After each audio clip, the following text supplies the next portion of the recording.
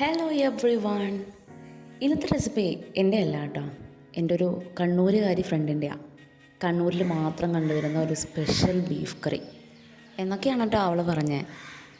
Try ചെയ്ത് നോക്കിയപ്പോൾ അപാര ടേസ്റ്റ്. അപ്പോൾ പിന്നെ നേരെ വീഡിയോയിലോട്ട് പോവാം, എങ്ങനെ തയ്യാറാക്കുന്നതെന്ന് നോക്കാം.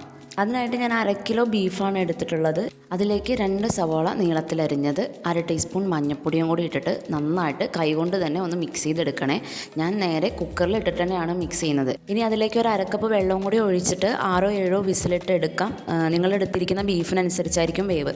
ഇനി നമുക്കൊരു മസാലപ്പൊടി തയ്യാറാക്കേണ്ടതുണ്ട്. അതിനായിട്ടൊരു പാൻ ചൂടാക്കിയിട്ട് അതിൽ 2 ടീസ്പൂൺ കുരുമുളകാണ് ഇട്ടിട്ടുള്ളത്. നമ്മൾ പൊടിച്ചതല്ല ഇടുന്നത്, പൊടിക്കാത്ത കുരുമുളകാണ് കേട്ടോ ഇടുന്നത്. എന്നിട്ട് അതിലേക്ക് 1 ടീസ്പൂൺ പെരിഞ്ചീരകം, വലിയ ജീരകവും കൂടി ഇട്ടിട്ട് നന്നായിട്ടൊന്ന് ചൂടാക്കി എടുക്കണം.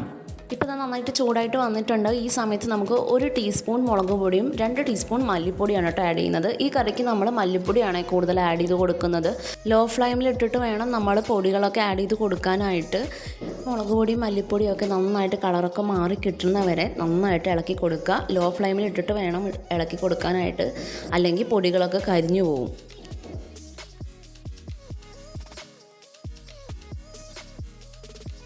ഇപ്പോൾ ഇതാ കളറൊക്കെ മാറി വന്നിട്ടുണ്ട്. ഈ സമയത്ത് നമുക്ക് 1 ടീസ്പൂൺ ഗരം മസാല കൂടി ഇട്ട് കൊടുക്കാം. എന്നിട്ട് ഗരം മസാല കൂടി ഇട്ടിട്ട് നന്നായിട്ടൊന്ന് മിക്സ് ചെയ്ത് കൊടുക്കാം.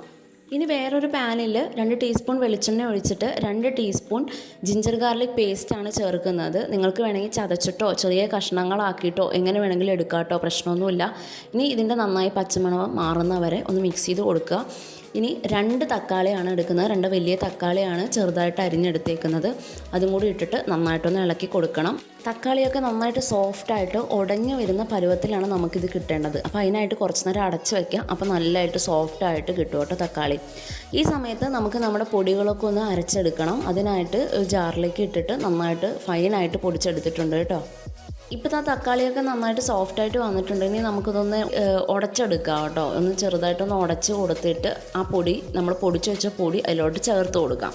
ഇനി നന്നായിട്ടൊന്ന് മിക്സ് ചെയ്ത് കൊടുക്കുക. നന്നായിട്ട് എണ്ണയൊക്കെ തെളിഞ്ഞ് വരുന്ന രീതിക്ക് നന്നായിട്ട് മിക്സ് ചെയ്ത് കൊടുക്കുക. അപ്പോൾ നമ്മുടെ ഈ കൂട്ടൊക്കെ നല്ല ബ്ലാക്ക് കളറായിട്ട് കിട്ടുവേ. അതുവരെ നന്നായിട്ടൊന്ന് മിക്സ് ചെയ്ത് കൊടുക്കാം.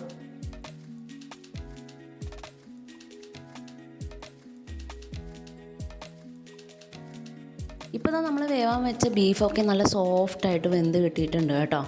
ഇനി നമുക്കിത് നേരിട്ട് ആ അരപ്പിലോട്ട് ഒഴിച്ചു കൊടുക്കാം. ഫ്ലെയിം ഒന്ന് കൂട്ടി വെച്ച് കൊടുക്കുക. എന്നിട്ട് നന്നായിട്ടൊന്ന് തിളച്ച് വരട്ടെ. മസാലയൊക്കെ ബീഫിൽ നന്നായിട്ട് ഇറങ്ങുന്നത് വരെ ഒന്ന് തിളച്ച് കിട്ടട്ടെ.